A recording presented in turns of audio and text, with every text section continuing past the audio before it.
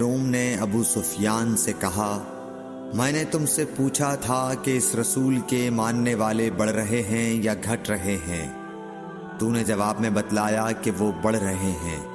ٹھیک ہے، ایمان کا یہی حال رہتا ہے یہاں تک کہ وہ پورا ہو جائے۔ اور میں نے تجھ سے پوچھا تھا کہ کوئی اس کے دین میں آ کر پھر اس کو برا جان کر پھر جاتا ہے؟ تو نے کہا نہیں۔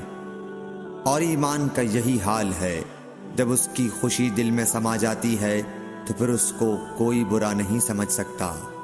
صحیح بخاری حدیث نمبر 51۔ اکرم صلی اللہ علیہ وسلم فرماتے تھے، حلال کھلا ہوا ہے اور حرام بھی کھلا ہوا ہے، اور ان دونوں کے درمیان بعض چیزیں شبہ کی ہیں جن کو بہت لوگ نہیں جانتے کہ حلال ہیں یا حرام۔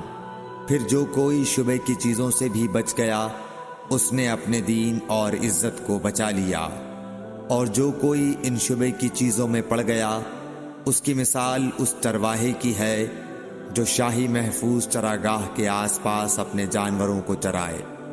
وہ قریب ہے کہ کبھی اس چراگاہ کے اندر گھس جائے اور شاہی مجرم قرار پائے۔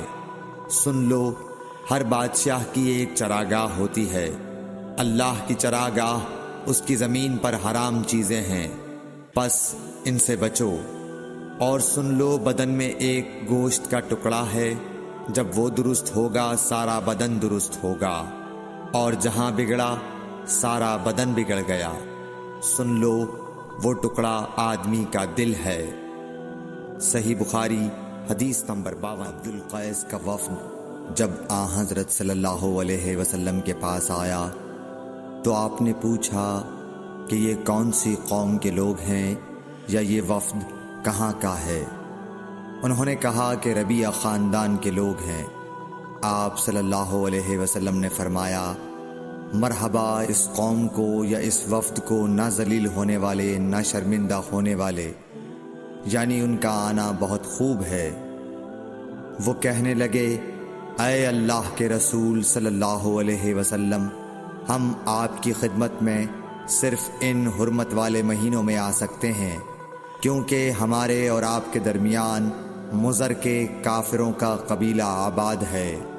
پس آپ ہم کو ایک ایسی قطعی بات بتلا دیجئے جس کی خبر ہم اپنے پچھلے لوگوں کو بھی کر دیں جو یہاں نہیں آئے، اور اس پر عمل درآمد کر کے ہم جنت میں داخل ہو جائیں۔ اور انہوں نے آپ سے اپنے برتنوں کے بارے میں بھی پوچھا۔ آپ صلی اللہ علیہ وسلم نے ان کو 4 باتوں کا حکم اور 4 قسم کے برتنوں کو استعمال میں لانے سے منع فرمایا۔ ان کو حکم دیا کہ ایک اکیلے خدا پر ایمان لاؤ۔ پھر آپ صلی اللہ علیہ وسلم نے پوچھا کہ جانتے ہو ایک اکیلے اللہ پر ایمان لانے کا مطلب کیا ہے؟ انہوں نے کہا کہ اللہ اور اس کے رسول ہی کو معلوم ہے۔ آپ نے فرمایا کہ اس بات کی گواہی دینا کہ اللہ کے سوا کوئی معبود نہیں، اور یہ حضرت محمد صلی اللہ علیہ وسلم اس کے سچے رسول ہیں، اور نماز قائم کرنا اور زکوٰۃ ادا کرنا اور رمضان کے روزے رکھنا، اور مال غنیمت سے جو ملے اس کا 5واں حصہ مسلمانوں کے بیت المال میں داخل کرنا، اور 4 برتنوں کے استعمال سے آپ صلی اللہ علیہ وسلم نے ان کو منع فرمایا، سبز لاکھی مرتبان سے، اور کدو کے بنائے ہوئے برتن سے، لکڑی کے کھودے ہوئے برتن سے، اور روغنی برتن سے، اور فرمایا کہ ان باتوں کو حفظ کر لو اور ان لوگوں کو بھی بتلا دینا جو تم سے پیچھے ہیں اور یہاں نہیں آئے ہیں۔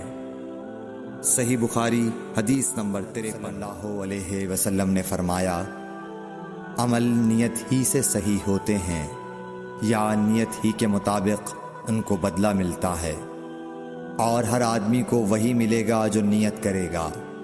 پس جو کوئی اللہ اور اس کے رسول کی رضا کے لیے ہجرت کرے اور اس کی ہجرت اللہ اور اس کے رسول کی طرف ہوگی، اور جو کوئی دنیا کمانے کے لیے یا کسی عورت سے شادی کرنے کے لیے ہجرت کرے گا تو اس کی ہجرت انہی کاموں کے لیے ہوگی۔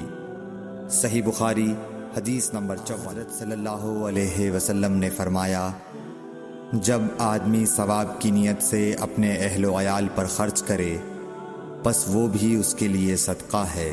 صحیح بخاری حدیث نمبر 55۔ حضرت صلی اللہ علیہ وسلم نے فرمایا، بے شک تو جو کچھ خرچ کرے اور اس سے تیری نیت اللہ کی رضا حاصل کرنی ہو تو تجھ کو اس کا ثواب ملے گا، یہاں تک کہ اس پر بھی جو تو اپنی بیوی کے منہ میں ڈالے۔ صحیح بخاری حدیث نمبر 56۔ جریر بن عبداللہ رضی اللہ تعالی عنہ نے کہا کہ حضرت صلی اللہ علیہ وسلم سے میں نے نماز قائم کرنے اور زکوٰۃ ادا کرنے اور ہر مسلمان کی خیر خواہی کرنے پر بیعت کی۔ صحیح بخاری حدیث نمبر 57۔ جس دن مغیرہ بن شعبہ حاکم کوفہ کا انتقال ہوا تو جریر بن عبداللہ رضی اللہ تعالی عنہ خطبے کے لیے کھڑے ہوئے اور اللہ کی تعریف اور خوبی بیان کی اور کہا، تم کو اکیلے اللہ کا ڈر رکھنا چاہیے، اس کا کوئی شریک نہیں، اور تحمل اور اطمینان سے رہنا چاہیے اس وقت تک کہ کوئی دوسرا حاکم تمہارے اوپر آئے، اور وہ ابھی آنے والا ہے۔ پھر فرمایا کہ اپنے مرنے والے حاکم کے لیے دعائے مغفرت کرو، کیونکہ وہ مغیرہ بھی معافی کو پسند کرتا تھا۔ پھر کہا کہ اس کے بعد تم کو معلوم ہونا چاہیے کہ میں ایک دفعہ حضرت صلی اللہ علیہ وسلم کے پاس آیا اور میں نے عرض کیا کہ میں آپ سے اسلام پر بیعت کرتا ہوں۔ آپ نے مجھ سے ہر مسلمان کی خیر خواہی کے لیے شرط کی، پس میں نے اس شرط پر آپ سے بیعت کر لی۔ پس اس مسجد کے رب کی قسم کہ میں تمہارا خیر خواہ ہوں۔ پھر استغفار کیا اور ممبر سے اتر آئے۔ صحیح بخاری حدیث نمبر 58۔